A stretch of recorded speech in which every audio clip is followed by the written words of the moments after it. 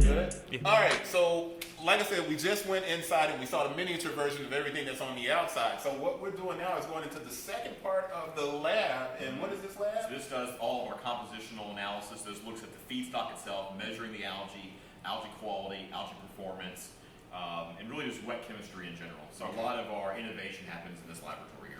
All right, you go ahead and follow. So this is the inside of the, once again, we call it the wet chemistry. The wet chemistry lab, okay, because that's the dry. That's what we. That's all the dry. That's the plastic side over here. This is all the analytical chemistry lab. Okay, and so we have several pieces of equipment. I'll show you what they do. So, so the first thing when we get samples in, we want to measure how much moisture is in them. It's very simple. So we use these units right here to basically measure the amount of moisture in the material, just to make sure that it's not too wet or too dry. And that's our first step of quantification. Once the material is dry, we then want to know two or three things. Number one is we want to know how much protein is in the material. The protein content is proportional to the plastic properties of the algae. right. So the more protein in the algae, the more plastic-like it is. So we use this green Elementar box here to measure the amount of nitrogen, the amount of protein that's in the algae. So that's usually our first QC check. Okay. If there's not enough protein, then we have an issue. If there's too much protein, we have to dilute it a little bit. Okay. But usually more is better than not enough. Second part is we want to look at mineral content. So we want to look at how much ash, how much calcium carbonate is there in the material. And this is after it goes through the. This would be heater. after it's dry. After everything. Everything. Okay. When it's ready to be compounded, before it goes compounded, we want to do these tests. Okay. So we look at the mineral content. The idea is the more mineral content we have, the more the algae is going to act like a filler. Right. And a filler means that it's not really a polymer. It's not going to be flexible. It's going to be like a rock. So whereas the protein is a polymer. Right. So there's a ratio between the protein and the mineral. So the more protein, the more rubbery it is. Okay. The more mineral, the more solid, more filler-like it is. So for the sneakerhead people, or the people that are athletes that worry about the cushion in a shoe, the more flexible, the more protein it has, Yeah. the more likely it's going to have those rebounding qualities that we need to work out. So we have a specific specification tied to protein content. All right. So the protein content is what turns it into a polymer. Yes. It makes it Yes. bond. Makes it, yes, that's, yeah. Okay. fundamentally Because we this say is that. all chemistry. It's all chemistry. It's all chemistry. Yeah. So we can now go to the schools and pitch this as a learning. It's a learning experience. So then the last thing we have is, this has been our biggest challenge, is, well, how do you quantify the odor? Because algae is a biomass. Right. And when you heat it up, it generates volatiles, it generates smells. Okay. And you don't want those smells to be present in the finished product. Right. So we only source algae that has very low levels of odor. And the way we quantify it is we look for some specific types of odor that are sensitive to the human nose. So these are related to sulfur, nitrogen or ammonia, Right. and furan, which is a thermal compound. Okay. So based on the presence or absence of those types of compounds, we can know forensically with an algae, did it get burned when they dried it? Did they overheat it and they burn it? If they did, we're gonna have production. Now, how do you test that part of it? This is a GCMS. Okay.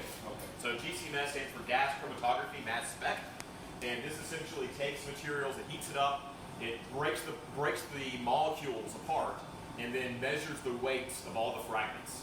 And then it uses an algorithm, uses a database to basically give you predictive estimates of what it's made out of. So if we look for specific compounds, we can tell whether the material was decomposing, whether it was rotting, or whether it was burned.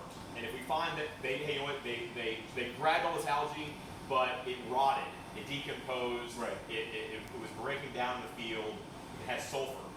What happens if you have a lot of that algae? How do you guys dispose of that part? So we do this before we get the. Oh, okay. That's This is completely different QC. thing. Okay. So before we'll actually receive a load of algae, we do these tests to make sure that it's good.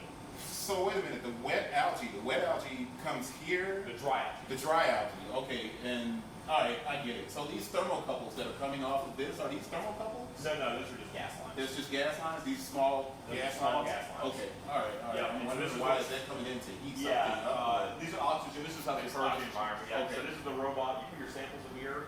It comes and grabs it, and it does what's called headspace analysis, Right. which basically samples the gas of a sample. So you put a little bit of algae in a little jar. You heat it odors come off of it, and then you sample that headspace, that air, Right. you run it through the detector. And when you do that, it allows you to determine how much of these odors are present. No, I'm saying like is that an oscilloscope over here? Yes. Now these oscilloscopes, where you have these over, that's old tech. Yeah, Or this has nothing to do you're with not it. using that. Nothing to do with that over Oh, there. I'm different trying to project. figure out a completely different project. Different project. Okay, I'm like, this looks like it's much more advanced and you don't need as many people to work on it. Patrick runs his whole lab. Oh, wow. Yep. So Patrick is like, Patrick's the man. Patrick, turn back so Yeah. we can see Patrick. Patrick runs the whole lab. He's the man. So Patrick's the you man. literally only need one person too.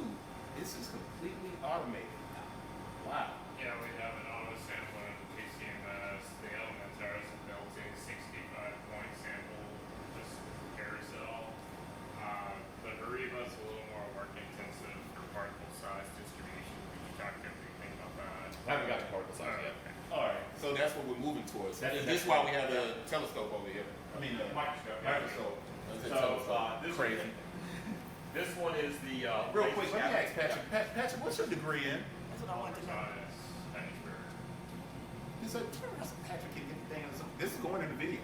That's fine. what- What's your degree in? Can you tell everybody? Bachelor's of Science in Polymer Science from the University of Polymer Southern Mississippi. Science for USM. Yes. Southern Miss.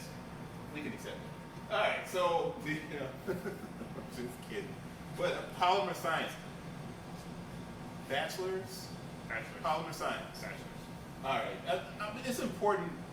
It's really important because on the channel, I have this section that's called Sneakerheads Boss, and I get into a lot of discussions where I talk to people and I try to tell you guys that everybody doesn't have to draw the shoe.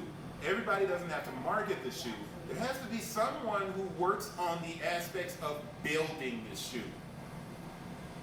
You guys have to start understanding that you're going to need degrees in order to navigate the sneaker world. It's becoming a tech world.